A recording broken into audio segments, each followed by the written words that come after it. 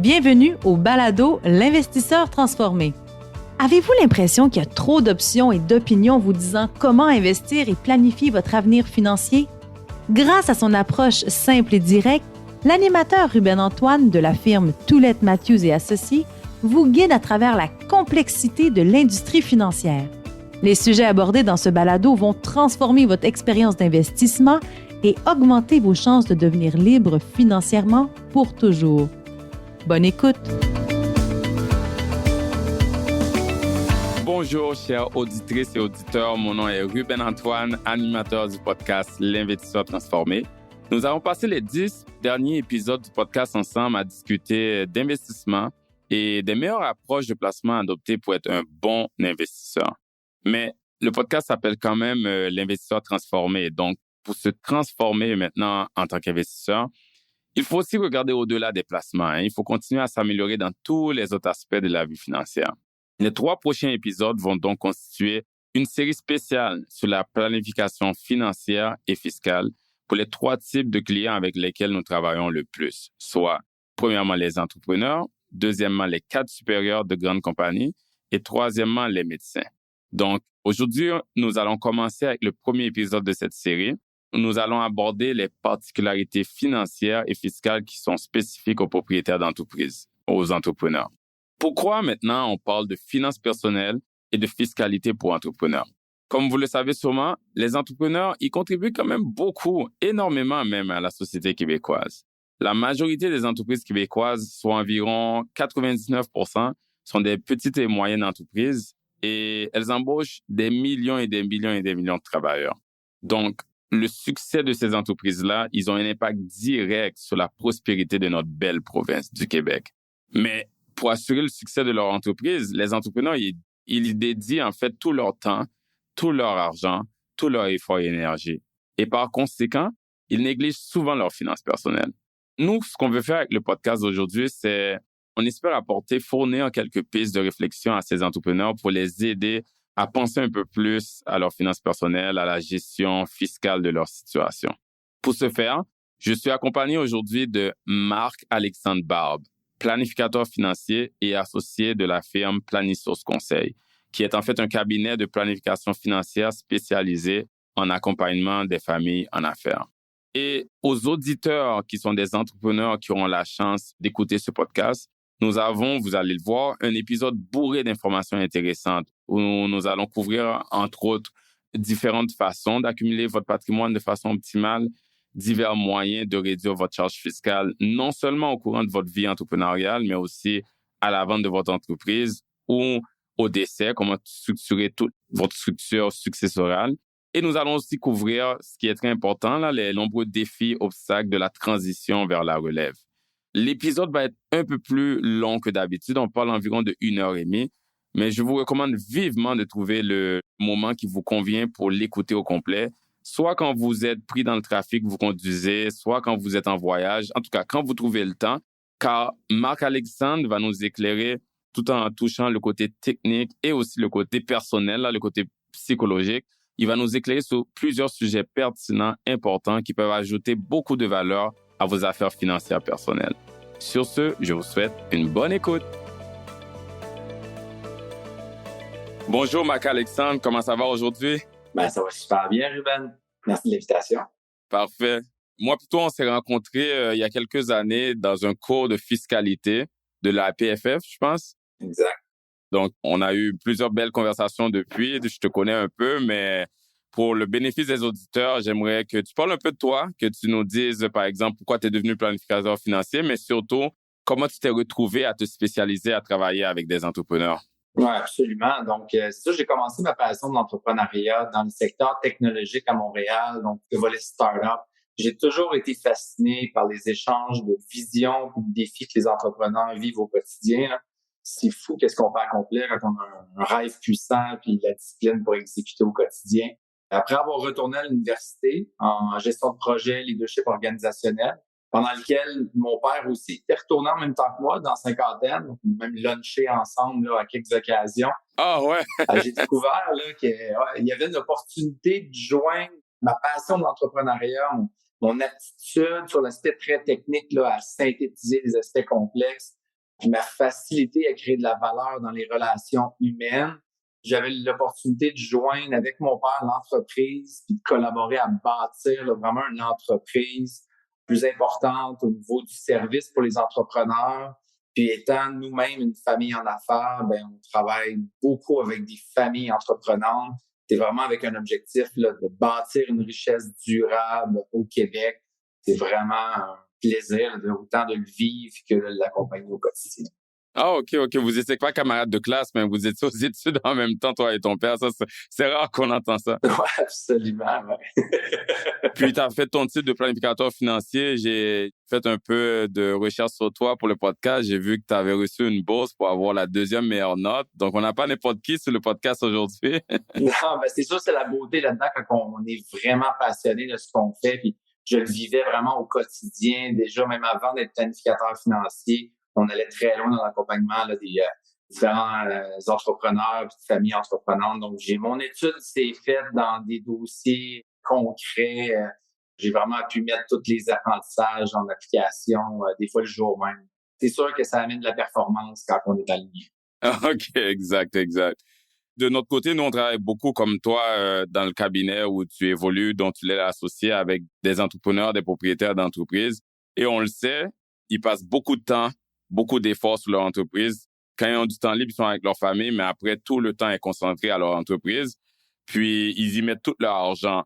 Ils n'ont pas beaucoup de temps pour leurs finances personnelles, des fois. Donc, si je te demande quel conseil, Marc-Alexandre, tu aurais pour les entrepreneurs en termes de gestion de temps et de gestion de finances personnelles? Oui, absolument. Puis sans aller dans le côté technique, parce qu'on pourrait sortir bien longtemps. Là, moi, je pense que c'est juste ici l'image qu'on connaît toutes dans un avion, c'est de mettre son masque d'oxygène en premier. Il arrive un moment où, quand on commence son entreprise, il y a ça qui existe. Là, puis tu mentionnais du temps libre avec sa famille. Déjà, les entrepreneurs ont besoin de quasiment être forcés pour faire ça parce que l'entreprise est tellement prenante. Ils ont de la misère même à trouver ce temps-là pour leurs enfants, leurs conjointes. Ouais. Absolument. Puis on s'entend qu'en 2022, ça a beaucoup évolué. Là, c'est plus les années 80-90, mais de penser à soi, qu'est-ce qui va perdurer en entreprise, hein, ça a des cycles, ça va et ça vient, ça va évoluer, mais nous, notre santé, notre famille, c'est tellement essentiel, c'est la clé, c'est avec là pour jusqu'à la fin de nos jours. Des fois, ça va me prendre un élément déclencheur de quelqu'un alentour. C'est pas d'être d'un conseil spécifique, mais plutôt de réveillez-vous, pensez à vous en premier, puis faites un pas pour vous assurer que vous faites tout en votre possible pour rien laisser de côté sur ce qui est réellement. Vraiment bon point, bien dit. Allons un peu vers le côté plus technique un peu. Quand on parle de structurer l'entreprise, plusieurs entrepreneurs, ils vont avoir la compagnie opérante où les activités se font. Il y en a beaucoup aussi qui vont soit avoir une compagnie de gestion qui détient cette compagnie opérante-là ou non. Moi, ce que j'aimerais savoir, ton opinion dessus, c'est est-ce qu'il faut avoir une compagnie de gestion? Si oui, pourquoi? Oui, absolument. Bon, c'est sûr que, disons, à moins qu'on ait acheté une entreprise ou que dès le départ, là, on a décidé de faire l'acquisition d'immobilier où on a beaucoup d'équipements là, qui auraient été achetés différemment. Normalement, on a une société opérante au début. Puis la compagnie de gestion, elle risque de venir une fois qu'on commence à avoir des liquidités excédentaires. Essentiellement, c'est souvent en premier lieu pour protéger des actifs que si jamais on avait une poursuite dans la société opérante, qu'est-ce qu'on a acquis ou qu'est-ce qui n'est pas directement relié aux opérations, on veut souvent le protéger. Là, on va aller un peu plus en profondeur plus tard là, dans pourquoi, comment, puis il y a des façons plus optimales de le faire, mais évidemment, là, des fois, il y en a qu'on va voir qui sont dès le jour 1 créer une société de gestion, puis il n'y a absolument rien dedans pendant 4-5 ans parce que tout est réinvesti. C'est sûr qu'à ce moment-là, à part avoir des frais additionnels, il n'y a pas vraiment d'avantage. Là, donc, c'est vraiment là, pour sortir des actifs qui seraient autrement là, des excédents en départ. Ouais, non, je comprends. C'est sûr que comme tu viens de dire, les inconvénients, ça va être les frais. Là, si on l'utilise pas la compagnie de gestion, il faut quand même faire la comptabilité, la déclaration d'impôt chaque année, donc des frais comptables, des frais légaux. On parlait justement du surplus de liquidité qui justifierait de mettre une compagnie de gestion en place. On le sait, là, il y a beaucoup de propriétaires d'entreprises qui n'ont pas de régime de retraite, donc ils doivent eux-mêmes créer leur propre régime de retraite en investissant leur avoir. L'entreprise, en général, devient le plus grand actif de la majorité des entrepreneurs parce que ils mettent tout leur temps et leur argent dedans. Et si ça grossit, ça devient une entreprise à succès, ça va être aussi l'actif qui aura eu la meilleure performance. Par contre, c'est aussi très concentré. Donc, si ça marche pas, ça devient l'investissement qui a été le plus risqué ou qui est le plus risqué. Donc, moi, si je te demande là-dessus, si on pense à tout ça, est-ce qu'un entrepreneur devrait, Marc-Alexandre, commencer à penser à m'emmener à diversifier ses actifs de l'entreprise, qu'on pense placement immobilier, et quand est-ce qu'il devrait commencer à faire ça, sachant qu'au début, ils mettent tout leur argent dans l'entreprise, mais éventuellement, quand est-ce qu'ils devraient commencer à sortir de cette concentration-là et détenir d'autres types d'actifs? Si tu demandais une question technique, je vais peut-être te décevoir, là, mais Non, vas-y avec selon ton expérience. Ouais. Là-dedans, là, c'est vraiment le moment où on a des profits excédentaires aux besoins de réinvestissement d'entreprise. Une entreprise en croissance va avoir souvent, là, selon les projections, là, même s'il y a des gros bénéfices puis on paye quand même beaucoup d'impôts dans l'entreprise, des fois, on va avoir besoin de réinvestir de façon massive avec l'inflation, la hausse des salaires, toutes ces choses-là.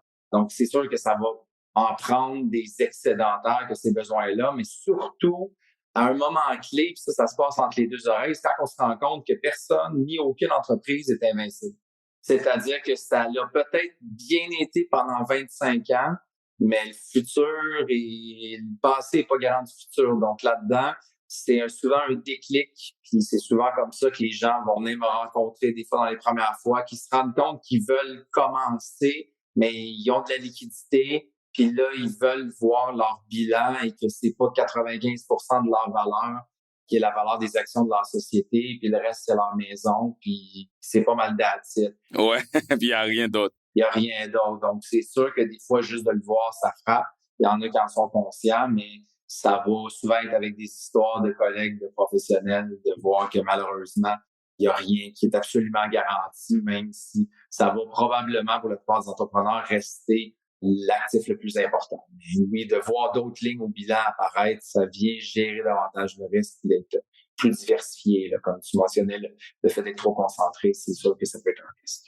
Quand tu dis bilan, c'est sûr que je comprends, tu fais référence au bilan personnel, là, pas le bilan d'entreprise. Ouais, c'est ça, exact. On est habitué de voir un bilan là, actif-passif, la part de l'actionnaire d'un bilan de société. Mais après ça, quand on fait le même exercice au niveau personnel, donc de vraiment voir autant ses actifs personnels, toutes les dettes puis l'impôt qu'on va devoir payer plus tard, ça nous donne une meilleure idée de notre valeur nette personnelle qui, ça également, c'est pas quelque chose qui va être préparé à toutes les années par son comptable, c'est quelque chose qui, ça va être plus un planificateur financier qui s'occupe de faire. Exact. J'avoue que ça doit être quand même toute une décision, là, un coup d'opportunité quand tu sais que ton entreprise performe bien et tu sais que si tu fais un placement, je sais pas, là, dans le marché financier, ça va peut-être faire 7 à 12% dépendant des années et des fois, ça va même baisser comme qu'on voit depuis le début de l'année et se dire qu'on ferait plus d'argent en investissant dans notre entreprise, mais là, il faut être diversifié dans une autre. Ça prend vraiment, comme tu dis, là, une certaine réflexion de dire, OK, mais je comprends qu'il y a eu des entreprises à succès dans le passé qui, des fois, ont un changement de loi, un changement dans le paysage compétitif, tout d'un coup, l'entreprise va moins bien. Donc, à un moment donné, il faudrait se diversifier, même si on a moins de rendement que l'entreprise. Ça demande une bonne réflexion, puis j'imagine que c'est pas toujours facile. Non, c'est beaucoup plus psychologique que financier à ce moment-là. Puis c'est vraiment une réalisation. Des fois, on peut être, disons, le petit élément déclencheur, mais ça demande là, cette réflexion-là interne, toute une décision de dire, OK, je veux répartir mes billes. Puis ça reste que la diversification de façon générale, autant la même chose, avoir une entreprise qui a un seul client, ça prend pas un PhD là, en entrepreneuriat pour comprendre que c'est extrêmement risqué. Là. Donc, exact. Même si c'est un bon client, on veut avoir plus de clients. C'est très bon point. Ouais, absolument. Même juste 5. Dans ce contexte-là, là, c'est une philosophie qui s'applique autant dans l'entreprise, puis c'est juste de faire le parallèle avec ces choses personnelles. Puis après ça, de réussir, d'être raisonnable dans cette diversification-là, pas mettre l'entreprise en péril, mais en même temps de s'assurer que c'est pas 100% qui réinvestit dans l'entreprise le plus rapidement possible. Puis dans ton expérience, Marc-Alexandre, quand tu vois des entrepreneurs, des propriétaires d'entreprises qui ont passé, je sais pas moi, 20 ans à avoir un focus sur l'entreprise, puis commencent à avoir d'autres types d'investissements là, financiers ou immobiliers, les entrepreneurs ont tendance à être réactifs dans le sens qu'ils doivent avoir un certain contrôle, ils prennent des décisions pour bien la gérer. Mais après, quand ils commencent à avoir des placements financiers, est-ce qu'ils ont tendance à être, ils sentent qu'il faut toujours le toucher, est-ce qu'ils appliquent la même logique ou ils arrivent à se détacher? Parce qu'on s'entend là, des placements financiers, le côté émotif, ou si on le touche trop, on peut faire des erreurs. Comment tu vois ça dans ton expérience? Ouais, ben c'est ça. Un entrepreneur aime beaucoup la notion de contrôle. Ça nous définit à la base de vouloir décider, créer. Souvent, quand on commence à diversifier, psychologiquement, on commence déjà à avoir un petit détachement. Puis ça, on s'entend que c'est pas une généralité, là. Il va y avoir tout type d'entrepreneurs, mais la majorité des entrepreneurs de PME au Québec ont une capacité de détachement parce que c'est un volet à travers lequel ils ne veulent plus risquer, ils ne veulent plus tenter la chance de perdre. Et ça commence à être un léger détachement psychologique, autant sur l'aspect de la valeur qu'ils ont accumulée dans l'entreprise. Après ça, ben là, plus tard, va se passer aussi d'autres éléments là, en termes de deuil qu'on commence à transférer vers ne plus, on peut pas être au règne de son entreprise jusqu'à 105 ans, là, Ouais. on s'entend. Là. Ouais. Donc, à un moment donné, il va falloir commencer à détacher. Puis c'est souvent dans les premiers détachements là, qu'il va se passer d'accepter de dire, je vais faire probablement 5-10 fois moins avec un investissement plus sûr, mais au moins, ça va être mon coussin, ça va être ma sûreté parce que je me suis rendu compte que c'est vrai que je peux investir. C'est ça. Il rentre plus dans le mindset de préservation de capital rendu là. Il y a toujours la fameuse question que tout entrepreneur se pose quand il pense à des retraits des fonds de la compagnie là pour leur niveau de vie, donc ils peuvent se payer en salaire ou en dividende. Cette question-là, elle circule tout le temps. Est-ce qu'on se paye en salaire ou en dividende? Puis je sais que Marc-Alexandre, la situation de chaque personne est unique. Puis en général, pour vraiment dire c'est lequel, il faut avoir une analyse complète et tout. Puis ça, il y a beaucoup de ça dépend. Mais si je te demanderais de nous dire généralement, ça serait quoi, selon toi, la meilleure avenue, les avantages et inconvénients de se payer en salaire ou en dividende, ça serait quoi? Ça fait un peu le lien avec ce qu'on mentionnait juste avant. Là, la notion de contrôle, c'est souvent, et on va voir les entrepreneurs qui se versent uniquement des dividendes, souvent un désir de vouloir avoir les deux mains sur le volant le plus possible sur tout ce qui touche leurs finances, malgré que quand on considère que la RRQ, Régime des rentes du Québec, qu'on va recevoir là à 65 ans ou un petit peu plus tard si on veut, la RQAP puis d'autres régimes, si on considère que ça a une certaine valeur importante, on va toujours se retrouver à ce que le salaire va être plus fiscalement avantageux, surtout avec les changements de taux actuellement au niveau des dividendes. Donc, plus que ça va avec des changements qui ont été décidés il y a quelques années, là, l'écart se sépare de plus en plus là, quand on retire ce côté-là. Mais à court terme, d'un côté purement financier, si on regarde là disons, en bas de 100 000, là, c'est à tout égard, le dividende va nous en donner. Ça va nous coûter moins cher en dividende qu'en salaire, mais c'est parce qu'on n'a pas cotisé à la RRQ et à d'autres régimes qu'on pourrait bénéficier. Ben, la RRQ, on va en bénéficier à moins qu'on se rende pas là. Donc, dans ce contexte-là, c'est sûr que si on y va avec un dividende, ben, il faut s'assurer de bien gérer les surplus de liquidité puis pas juste les dépenser de manière moins stratégique. Donc, souvent, si on n'a pas la RRQ, on veut mettre un peu d'argent de côté, au moins dans la compagnie, pour s'assurer de compenser le manque qu'on aurait plus tard. Puis c'est sûr qu'il y a beaucoup d'options, on va en revenir un petit peu plus tard, là, qu'on peut avoir avec le salaire versus le dividende. Mais d'un point de vue d'une saine gouvernance, quand on regarde nos états financiers, là, c'est la réalité vraie de l'entreprise. Je vais toujours recommander, surtout quand on a plus qu'un actionnaire, là, ça devient une évidence, qu'on se verse un salaire selon la valeur qu'on a au marché. Là. Si on décide d'engager un directeur général ou un top vendeur, whatever ce qu'on fait, ça coûterait combien? Puis qu'on se paye ça en salaire. Puis après ça, dans notre chapeau d'actionnaire, c'est quelqu'un qui a mis de l'argent, qui prend du risque, qui va peut-être devoir remettre de l'argent. Si la business va bien, ben, il va avoir des bénéfices à la fin.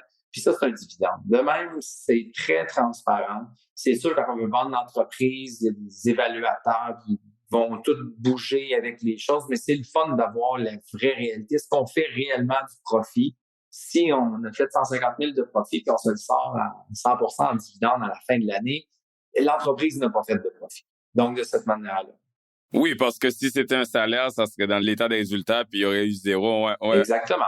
Il y a eu zéro. Dans ce contexte-là, là, moi, de vraiment être le plus transparent possible. On voit de plus en plus des entrepreneurs en équipe. Donc, ça amène une transparence, une simplicité au niveau des différents chapeaux en tant qu'employé, administrateur puis actionnaire.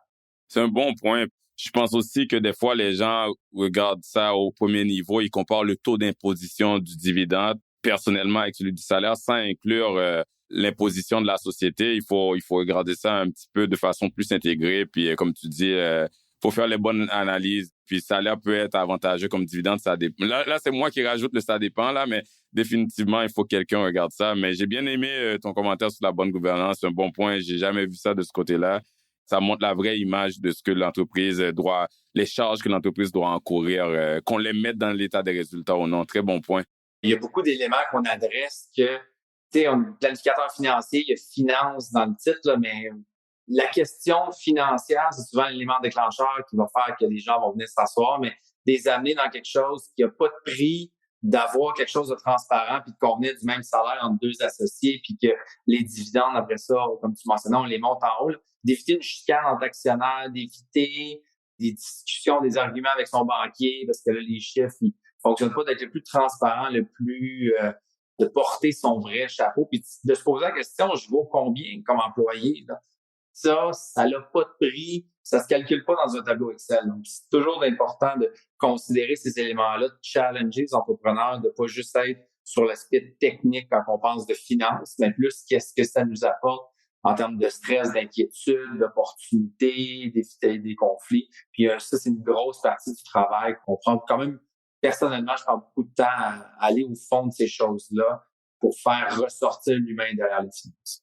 Donc, vous, dans vos services, comme tu dis, planificateur financier ou moi, gestionnaire de portefeuille, fiscaliste, on a tendance on nous engage pour le côté qui peut être très quantitatif, mais vous, dans vos services, ou toi, personnellement, ton approche, c'est que tu regardes le côté quantitatif, oui, mais tu regardes un côté très qualitatif aussi, c'est ça, je comprends. Absolument, là. C'est ça, on a vraiment développé une approche de planification financière, là, à un horaire qui enligne les intérêts, puis qu'on met vraiment le service conseil de l'avant. On passe beaucoup de temps à pas juste analyser, faire des recommandations, poser des questions, approfondir, challenger, des fois un peu déstabiliser, même choquer de choses qu'on n'avait pas réalisées pour amener à... Ça va être la perception puis les réelles intentions, des fois qui sont une petite couche plus loin que juste dans une petite rencontre d'une demi-heure, qui va nous donner la meilleure idée dans une question genre ça va dire. C'est l'humain qui va driver plus que les finances. C'est ça. À la fin, on travaille avec des gens, là, des humains qui ont des émotions, qui ont des aspirations et tout, là. Donc, définitivement. Les chiffres sont un guide, mais c'est l'humain qui va amener la vraie décision, qui va s'assurer que tout le monde dort ses deux oreilles. C'est un très bon point. Puis, on parle de salaires, dividendes qui sont différentes façons de retirer de l'argent d'une corporation, d'une compagnie. J'imagine il y a d'autres façons de retirer de l'argent. Des fois, il y a des avances de l'actionnaire qui peuvent se faire rembourser, des remboursements de dépenses.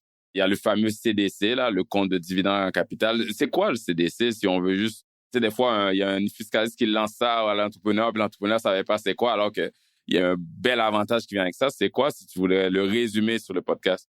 Absolument. Donc, très simplement, là, c'est si jamais on achète un bien comme un immeuble personnel, on fait un chiffron, 100 000 $ puis on le revend 200 000. Si vous comprenez le gain en capital, ben, vous savez que c'est seulement la moitié qui va être imposée. C'est encore ça. Puis là, on parle au fédéral de peut-être l'augmenter. À chaque année, tout le monde stresse là-dessus, puis c'est arrivé depuis une bonne plus qu'une décennie, là. Donc, c'est à 50 %. La moitié est imposée, l'autre moitié n'est pas imposée. Dans la société, le fait qu'il y ait une moitié qui est non imposée, comment qu'on fait pour gérer ça, pour s'assurer que c'est vraiment non imposable jusque dans le domaine personnel comme si on l'avait eu? Ben, c'est là que le compte de dividende en capital rentre en jeu. Ça va souvent arriver quand on a vendu un bien qui a pris de la valeur. Donc, comme un immobilier, ça peut être des actions d'une autre société, ça peut être un placement financier. Puis c'est sûr que c'est un peu comme les avances de l'actionnaire ou du capital versé, là, si on a investi une grosse somme en capital action. C'est des options pour se sortir de l'argent sans impôt personnel de la compagnie. Donc, c'est important d'être stratégique là-dedans, de gérer les impacts là, des revenus personnels, d'éviter de tout sortir, les options d'impôt personnel, puis l'année d'après, ben là, tout se le sortir en pleinement imposable. Donc, souvent dans notre pratique, on va considérer toutes ces options-là d'argent libre d'impôt de la compagnie pour baisser à travers quelques années, dépendant des montants, d'être plus stratégique dans la façon de le sortir. Là.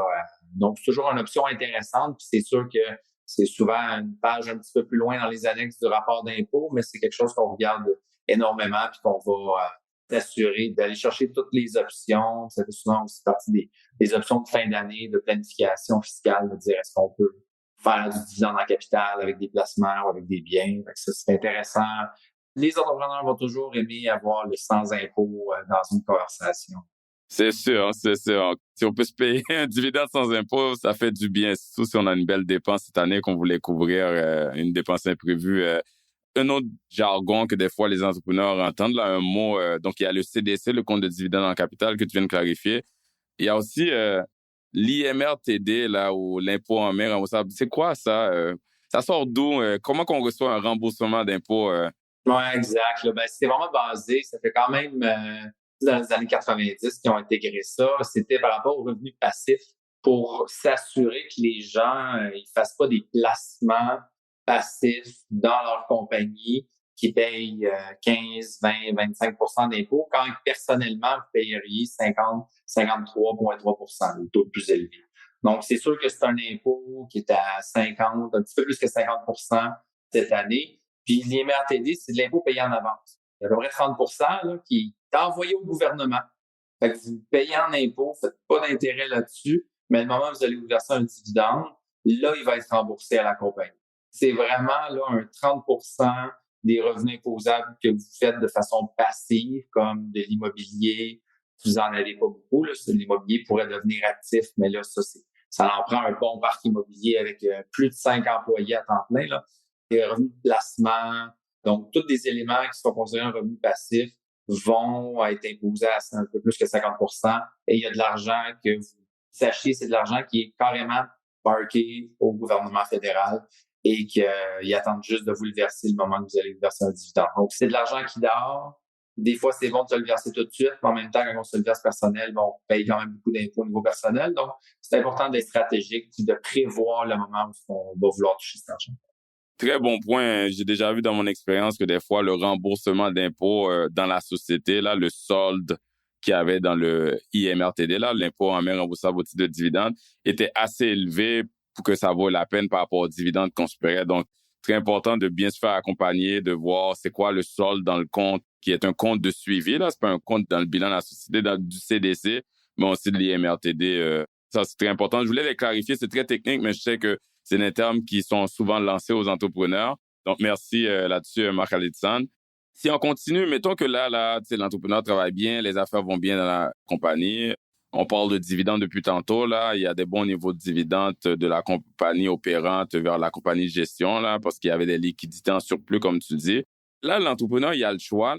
En termes d'accumulation d'actifs, il peut faire des investissements boursiers ou immobiliers directement dans la compagnie de gestion, ou si on va plus du côté boursier ou de placement, là, il peut aussi se verser l'argent pour maximiser les comptes personnels, mais à fiscalité avantageuse, comme les REER ou les CELI. Donc, une autre question, là, en plus de salaire à comparer à dividende, des fois, on a la question, est-ce que j'investis dans ma compagnie de gestion ou est-ce qu'au contraire, j'investis dans les REER ou les CELI? C'est quoi ton opinion là-dessus? Généralement, c'est sûr.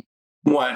Généralement, parce qu'il y a aussi souvent là, une philosophie de dire où est-ce que les taux d'impôt vont aller, est-ce qu'on va être plus avantageux dans plusieurs années. Donc, ça s'applique autant dans le côté compagnie, c'est en train de devenir de plus en plus compliqué. On regarde juste les 5 dernières années, ça devient de moins en moins avantageux d'investir de l'argent dans la compagnie.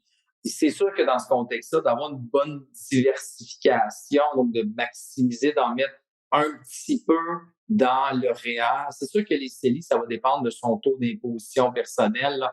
Des fois, de sortir, de payer plus que 50 d'impôts pour investir dans les CELI, des fois, on va attendre soit un événement de liquidité ou qu'il y ait un CDC important qui soit créé. Ça va être souvent de timing. On ne perd jamais ces espaces de cotisation CELI. Donc, dans certains cas, là, c'est d'attendre ce bon moment-là.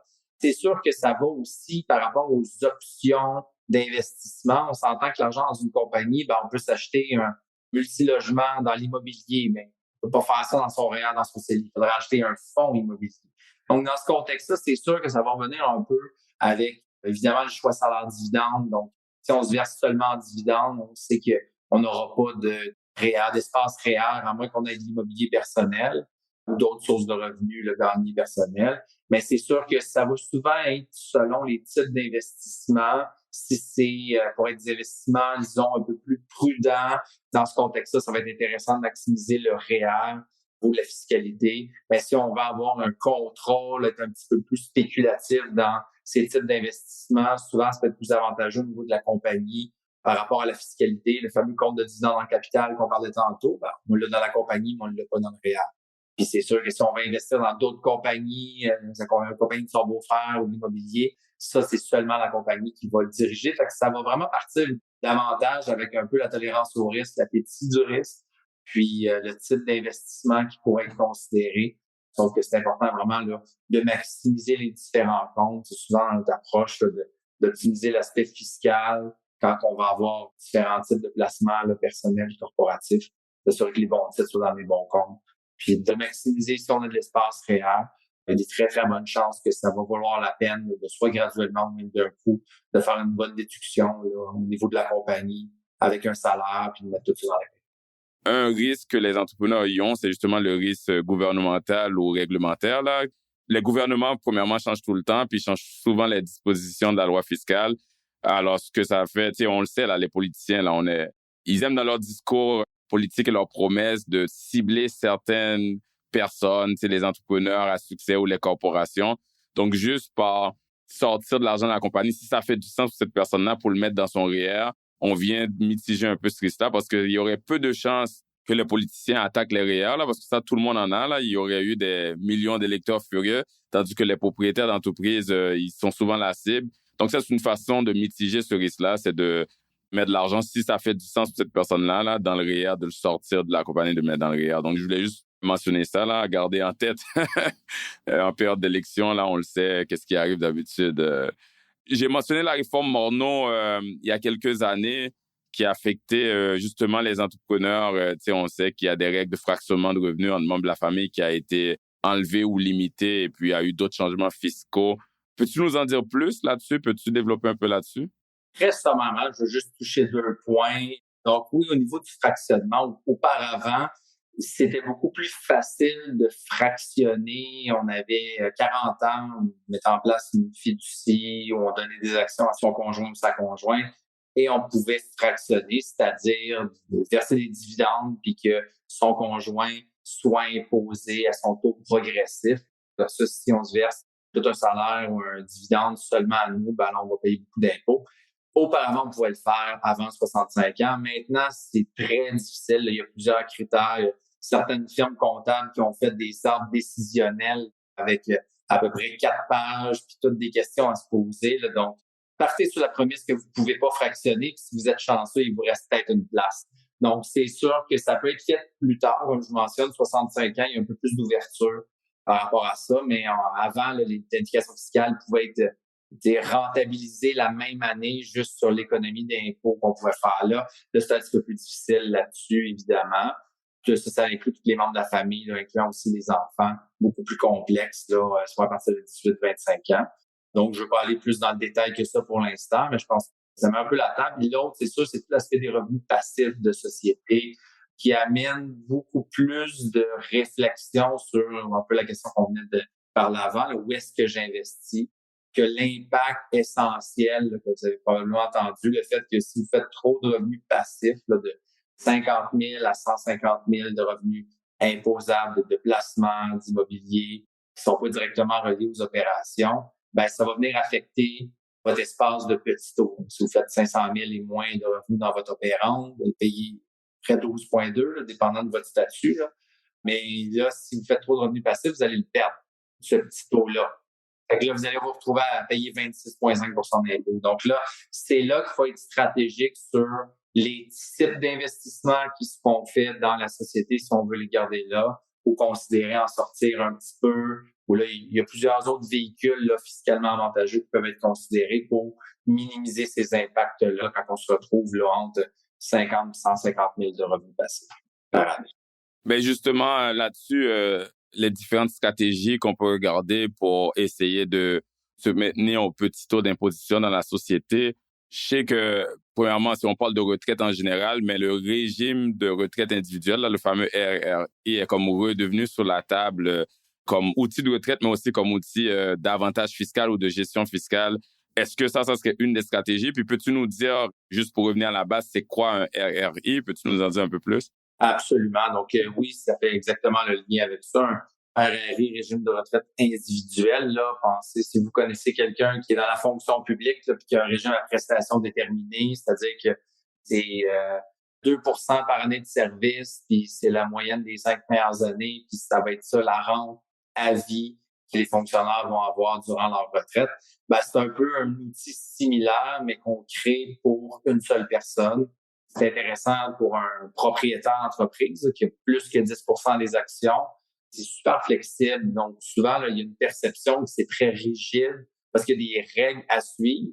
Mais vu que c'est fait pour un entrepreneur qui a plus que 10 des actions, ben, c'est lui qui décide. Il est autant dans l'administrateur, il est autant bénéficiaire. Ça donne vraiment des options de pouvoir déduire là, souvent jusqu'à 2 fois plus de cotisations dans un RRI qu'on pourrait en avoir dans un REER. C'est sûr, ça part sur la prémisse qu'il faut se verser un salaire. Donc, ça marche pas pour quelqu'un qui se verserait seulement des dividendes. Ça commence à être intéressant à partir de la mi-quarantaine. C'est sous toute réserve, dépendant du nombre d'années de salaire derrière la cravate. Là. C'est sûr, c'est encore plus intéressant quand ça fait plusieurs années qu'on se verse un salaire. Ça va souvent donner l'opportunité de faire une cotisation importante à la mise en place. Donc, ça, là, c'est important si jamais, justement, on a des revenus très importants dans la compagnie. Qui pourrait même dépasser là, le petit taux, ben là, on pourrait attendre le bon moment, parce que surtout quand on a des revenus qui vont fluctuer d'une année à l'autre, d'attendre une bonne année pour faire une cotisation importante. Puis c'est sûr qu'après ça, ça permet de fractionner davantage dans le décaissement. Évidemment, c'est un peu traité comme un REER, mais c'est la société qui le détient. C'est la société qui paye pour tous les frais. C'est sûr, même tous les frais de gestion, autant les frais de gestion, de placement, les frais d'actuaire, peuvent tous être déduits dans la société opérante. Donc, même financièrement, c'est intéressant versus normalement, c'est déduit à même le REER, disons. Donc, dans ce contexte-là, il y a quand même plusieurs avantages. C'est relativement simple à au moins évaluer. Il n'y a pas de frais par des actuaires conseils, des actuaires qui travaillent à leur compte pour vraiment prendre tous les relevés T4 là, qui ont été versés de la compagnie. Ils sont en mesure de faire une évaluation là, sans frais pour au moins voir, là, souvent on travaille avec un planificateur financier, de voir c'est quoi l'impact, c'est quoi l'intérêt dans ma situation. Après ça, on peut déterminer là, de le mettre en place à tout moment tant qu'on n'a pas vendu la société. Puis il y a même possibilité de le transférer à sa gestion si jamais on veut le continuer, mais on a vendu la société. Puis le volet familial aussi qu'on peut transférer à la prochaine génération. Une grosse partie libre d'impôt. Donc, je vais arrêter là parce qu'on pourrait en avoir beaucoup, mais c'est quelque chose qui, effectivement, avec le régime de la réforme Morneau, redevient un peu plus sur la table de discussion comme outil, puis ça vaut la peine d'au moins ouvrir les oreilles puis de comprendre, puis savoir que ça existe, puis qu'on a l'option à tout moment là, de mettre ça en place. Définitivement, si on continue avec d'autres outils qui aident à mitiger les limitations de la réforme Morneau, puis d'essayer de se garder d'optimiser fiscalement la structure corporative. On sait qu'il y a aussi les assurances. Au niveau des assurances, si on met le côté fiscal de côté, là, juste généralement, quelle protection un propriétaire d'entreprise devrait considérer? Tu sais, c'est quoi les assurances qui sont, tu dirais, clés ou importantes pour un entrepreneur? Bon, c'est sûr qu'un entrepreneur, s'il y a une famille, il y a des besoins personnels. Là, souvent, dans les premiers éléments à mettre en place, si on parle d'un entrepreneur actionnaire unique, ça serait en priorité, bon, l'invalidité, puis la maladie grave pour les besoins personnels. Puis évidemment, ben, s'il y a une conjointe, des enfants, ben, une assurance vie pour s'assurer que sa famille manque de rien si jamais ils sont pas là, vraiment en mode protection de base. Quand on devient coactionnaire, ben, c'est sûr, souvent dans les conventions d'actionnaires, c'est important, là, tu vois qu'il y a des bonnes clauses bien rédigées qui considèrent un peu tous les scénarios advenant des événements plus catastrophiques hors de notre portée, là.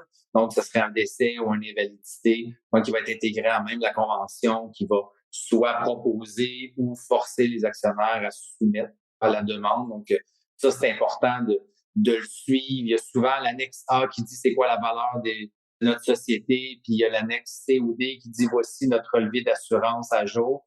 Je dirais que c'est peut-être 5% du temps que je vois que c'est mis à jour, ces affaires-là. Donc, c'est évident que c'est quelque chose de super important à aborder. pour s'assurer qu'il n'y ait pas de problème, de se retrouver être co-actionnaire avec la succession de votre partner là, qui vient de décéder. Donc ça, c'est important de considérer ça dès le départ pour des besoins purs de protection. Quand on n'a pas de profit suffisant pour dire j'ai un coussin de côté, souvent là, c'est de prendre des assurances temporaires, le coût le plus faible possible, puis s'assurer de mettre ça en place pour bien partir.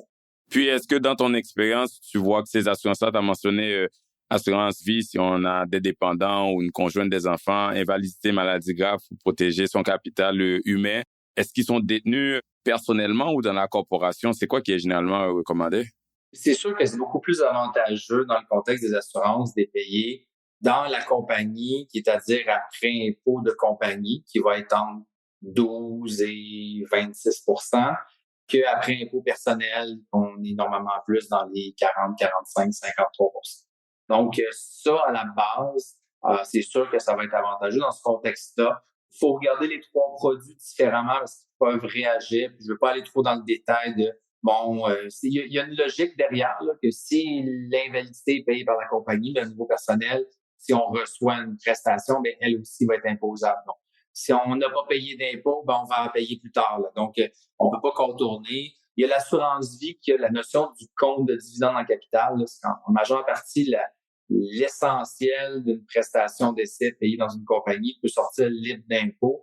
Donc, souvent, là, ça, c'est vraiment très intéressant de le payer dans la compagnie. Avant impôt personnel, en plus. Ouais. Avant impôt personnel. C'est toujours à considérer. En temporaire, c'est correct dans l'opérante parce qu'il n'y a pas nécessairement de valeur dedans.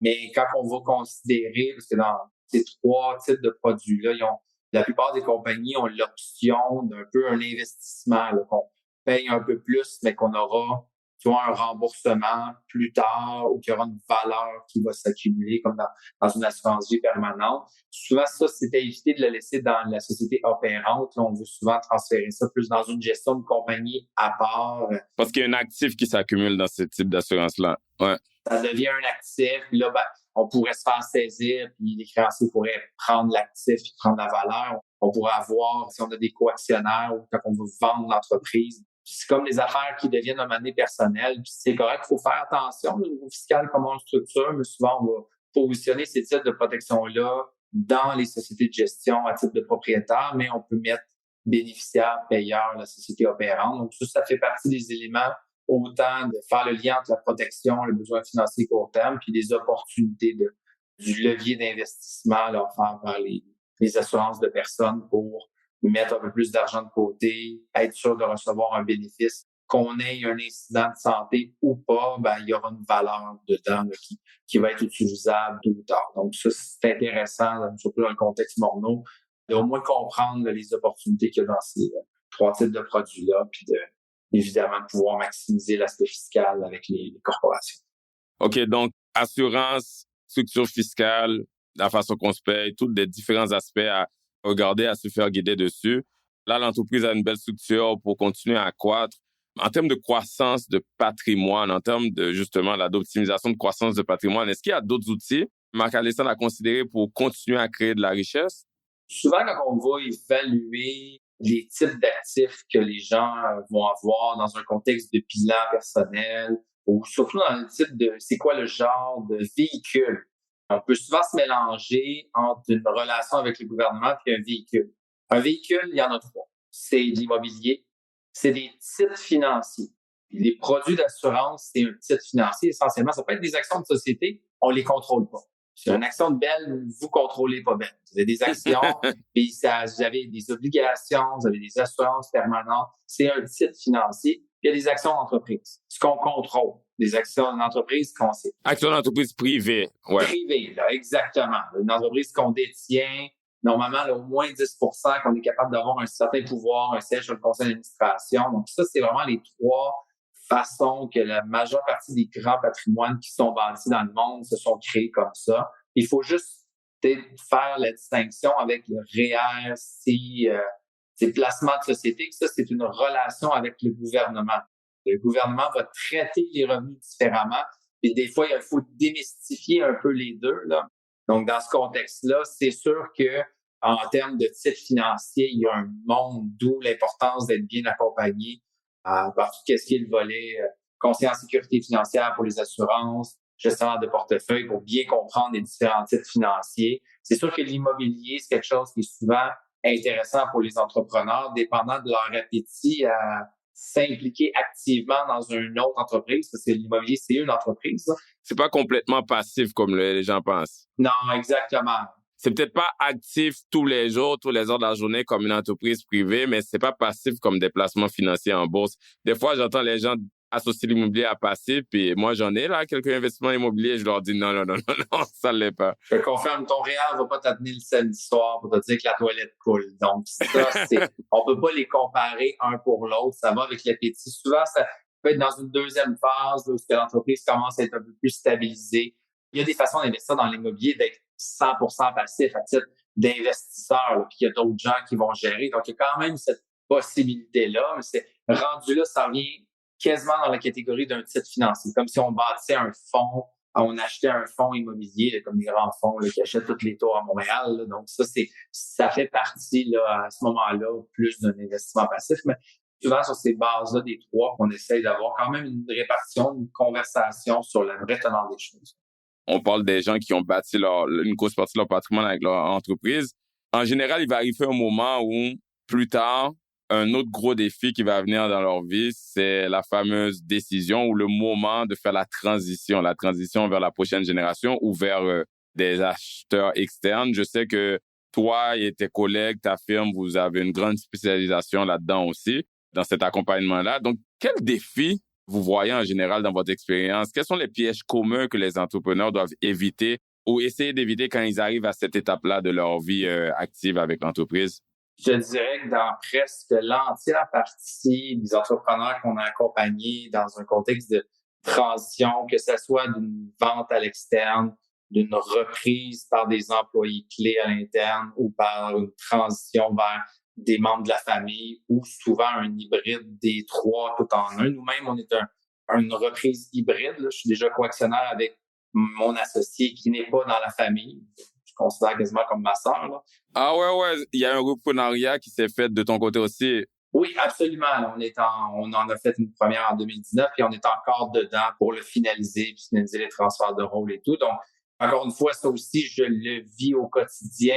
On est en plein dans notre rédaction de plan de transfert. Donc, j'en ai vu d'autres et je te dirais que ça se tient à une seule phrase, là, c'est que souvent, les gens vont travailler très fort, de façon disproportionnée, à préparer l'argent, l'aspect technique pour la prochaine génération. Mais trop peu de temps à préparer la prochaine génération. Ça revient à dire, c'est l'aspect humain dans une transaction, même ce terme-là, là, ça me dresse souvent les poils sur les bras. Là, Oui, parce que transaction, ça fait toujours penser à le côté argent ou le côté quantitatif. Ouais. Exact.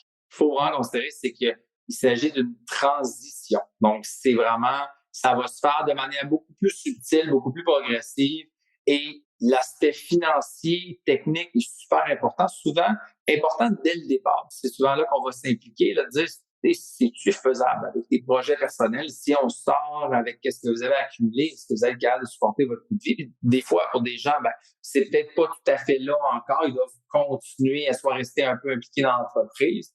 La plupart des entrepreneurs avec lesquels on travaille, ils ont accumulé quelque chose de relativement assez important. C'est pas une considération sur est-ce que je vais y arriver, mais plutôt comment est-ce que je devrais être plus optimal, dans un contexte familial, de savoir est-ce que les gens, la relève est prête à reprendre l'entreprise, est-ce qu'elle a assez les compétences pour un entrepreneur à grand succès, c'est peut-être 1 sur 10 000, donc est-ce que nécessairement les enfants ou les employés qui sont là depuis 10, 15, 20 ans ont la même trempe? Dans plusieurs cas, non. C'était qu'on a fait un sondage là-dedans, puis ça va prendre, je crois, 2,5 repreneurs pour un entrepreneur, des baby boomers, parce qu'il faut, regarde, nous, on est 2. Mon père est là, nous, on est 2 repreneurs. Donc, il faut séparer. Souvent aussi, la valeur est beaucoup plus importante que quelqu'un qui a bâti de ses mains une entreprise, qui a commencé à 1 employé ou 30 employés, puis qui a amené ça à 2, 3, 400. C'est pas la même chose, là. Lui, ça lui a pris 30 ans, là, bâtir sa confiance, là. Un repreneur, il faut qu'il fasse en 1 an ou 2 qu'est-ce que les parents ont peut-être fait en une génération complète. Donc, c'est vraiment là, l'essentiel, c'est de revenir à bien comprendre le processus puis comment préparer l'après, autant pour la prochaine génération que pour soi, de s'assurer de mettre le plus possible toutes ces inquiétudes sur la table et se faire bien accompagner dans cette transition-là où on aide souvent en amont, puis de synthétiser, clarifier un peu c'est quoi réellement les options pour aider à faciliter la décision, mais il faut se faire accompagner plus sur le côté humain dans un contexte de voir qu'est-ce qui va se passer après, comment on protège le petit bébé à l'intérieur qui est l'entreprise, qu'on a mis tout notre cœur dedans, mais aussi notre après nous en étant plus président d'une Inc. Donc ça, là, c'est l'essentiel. Je comprends, puis tu mentionnes beaucoup de préparation à faire, ce qui est, je le vois à 100%, là, que c'est les aspects les plus importants. Mais justement, là-dessus, combien de temps à l'avance, c'est quand qu'on commence à faire ces préparations-là? J'imagine que, comme on le disait tantôt, les entrepreneurs, les propriétaires d'entreprises sont super occupés. Donc, j'imagine il y en a beaucoup d'entre eux qui reportent ça à plus tard. Ils se disent, quand je vais avoir le temps, je vais commencer à penser à ça. Mais dans le fond, et j'imagine le plus en avance qu'on commence à y penser et à préparer, c'est mieux. Donc, toi, tu dirais, ça prend combien de temps avant la date de la transition ou le moment? Je vais vous donner 3 phases, là. L'idéal, c'est 10 ans en avance que la conversation commence. Pourquoi? Parce que souvent, il y a des relèves qui ont besoin d'aller approfondir avec des formations, des fois même des expériences à l'extérieur pendant quelques années, bâtir leur confiance, aller faire un MBA ou faire un bac dans un domaine si c'est un aspect technique. Donc là, 10 ans, c'est pas trop tôt pour avoir le temps de se laisser probablement le temps de trouver qu'est-ce qu'on veut faire, puis où aller le faire, puis d'aller le faire, puis de revenir ensuite ou de le faire en même temps. Donc ça, c'est le premier timeline si la relève est relativement jeune ou inexpérimentée dans le domaine. 5 ans, c'est un bon délai pour commencer à vraiment bien positionner de façon graduelle les transferts de rôle et responsabilités dans une entreprise. Donc ça, là, de vraiment s'assurer que l'aspect humain pour une relève qui aura un bon fit, qui serait bien identifié, là, de prendre le temps de pas bousculer les choses. Puis des fois, ça peut se faire même plus rapide quand on s'y met, mais normalement, 5 ans, là, ce n'est vraiment pas trop tôt. Puis 2 ans, ben ça, c'est pour l'aspect technique, l'aspect fiscal, quelque chose qu'on va parler tantôt, là, déduction de gain en capital. C'est une règle fiscale qui demande qu'il y ait quelque chose qui soit fait au minimum 2 ans à l'avance. Puis si on le fait pas, ben ça se peut qu'on laisse de l'argent sur la table. Au niveau humain, c'est faisable en 2 ans, là, mais c'est essayer de courir la vitesse d'un 100 mètres en voulant faire un marathon. Pour être franc, le temps passe, on cligne des yeux, puis le 2 ans est déjà arrivé. Là, il y a beaucoup d'éléments à aborder, puis c'est mieux d'y aller par bouchée. Donc, s'y prendre un peu plus d'avance, 5 ans, là, c'est un bon target. Ben, tout ce temps-là là, que tu dis, ça donne définitivement un peu de marge pour se préparer, tout l'aspect humain. Mais je vais revenir, même si tu mets l'emphase sur le point que l'accès humain est vraiment important. Je reviens du côté technique, puis tu l'as mentionné juste maintenant, l'exemption de gain en capital. Est-ce que tu peux nous dire un peu plus, c'est quoi? C'est quand même important si quelqu'un peut avoir accès, là, juste nous donner un peu d'informations là-dessus. Oui, absolument. Bon, c'est sûr que il s'agit encore aujourd'hui de l'avantage le plus important conféré à un entrepreneur. Donc, en termes d'avantage fiscal, c'est bâti pour stimuler l'entrepreneuriat au Canada, pour s'assurer que les gens veulent bâtir des entreprises. Qu'est-ce que c'est? Ben, c'est que quand on va vendre les actions de son entreprise, le gouvernement va nous permettre de déduire du gain en capital l'équivalent là, de 900 000. Un peu moins de 900 000 actuellement. Là, c'est indexé, ça augmente à chaque année jusqu'à ce que ça atteigne 1 million.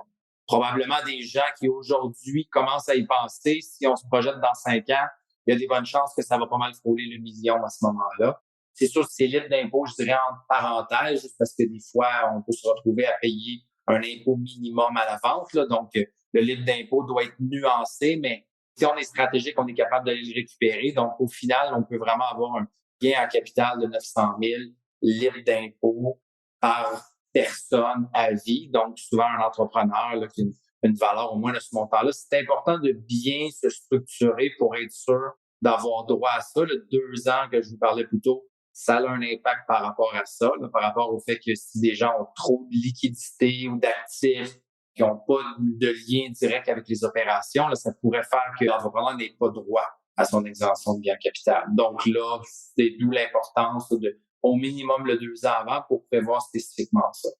OK. Donc, parlez avec vos planificateurs financiers, vos comptables, bien à l'avance pour être sûr que vous êtes bien structuré pour y avoir accès. C'est pas tout le temps qu'on a accès à ne pas payer d'impôts sur 1 million, là, de façon nuancée, comme tu dis, là.